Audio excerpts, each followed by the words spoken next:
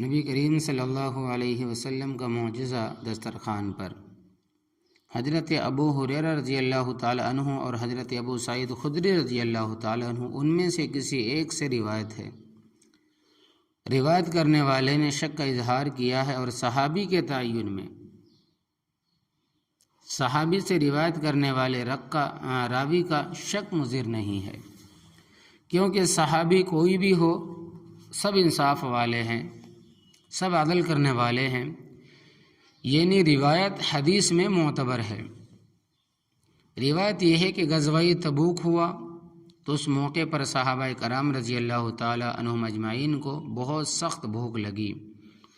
انہوں نے عرض کیا کہ یا رسول اللہ صلی اللہ علیہ وسلم، اگر آپ صلی اللہ علیہ وسلم ہمیں اجازت مرحمت فرمائیں تو ہم اپنے اونٹوں کو نہر کریں، ذبح کر لیں اور ان کا گوشت کھائیں اور چربی حاصل کریں۔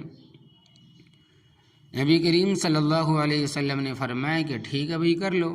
اتنے میں حضرت عمر رضی اللہ تعالیٰ عنہ آ گئے اور انہوں نے یہ بات سن کر کہا کہ یا رسول اللہ صلی اللہ علیہ وسلم، آپ صلی اللہ علیہ وسلم اس طرح کریں گے تو سواریاں کم ہو جائیں گی، البتہ آپ یہ کریں کہ ان سے ان کے بچے کچے کھانے کا جو کچھ سامان ہے وہ منگوا لیں، پھر ان پر ان کے لیے اللہ تبارک و تعالیٰ سے برکت کی دعا فرمائیں، شاید کہ اس طرح اللہ تبارک و تعالیٰ ان کے لیے اس میں برکت ڈال دے۔ تو نبی کریم صلی اللہ علیہ وسلم نے فرمایا کہ ہاں یہ بھی ٹھیک ہے۔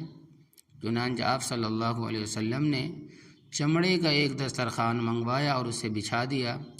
پھر آپ صلی اللہ علیہ وسلم نے صحابہ کرام رضی اللہ تعالی عنہم اجمعین سے ان کے بچے کچے زیادہ راہ منگوائے، جو راستے کا جو سامان تھا کھانے پینے کا وہ منگوایا۔ پس کوئی مکئی کی ایک مٹھی لایا، دوسرا کوئی کھجور کی مٹھی، کوئی روٹی کا ٹکڑا لایا، یہاں تک کہ دسترخوان پر اس سے کچھ چیزیں جمع ہو گئی۔ پھر رسول اللہ صلی اللہ علیہ وسلم نے برکت کی دعا فرمائی اور پھر فرمایا کہ اپنے اپنے برتنوں میں پھر دوبارہ ڈال لو۔ پس صحابہ کرام رضی اللہ تعالی عنہ اجمعین نے اپنے اپنے برتنوں میں ڈالنا شروع کیا، یہاں تک کہ لشکر میں انہوں نے کوئی برتن ایسا نہیں چھوڑا جسے نہ بھرا ہو۔ علاوہ ازیں سب نے کھایا، یعنی بھرنے کے علاوہ کھایا بھی سب نے، یہاں تک کہ وہ بالکل شکم سیر ہو گئے اور کچھ بچ بھی گیا۔ تو رسول اللہ صلی اللہ علیہ وسلم نے ارشاد فرمایا کہ میں گواہی دیتا ہوں کہ اللہ تبارک و تعالیٰ کے سوا کوئی معبود نہیں، اور یہ کہ میں اللہ کا رسول صلی اللہ علیہ وسلم ہوں۔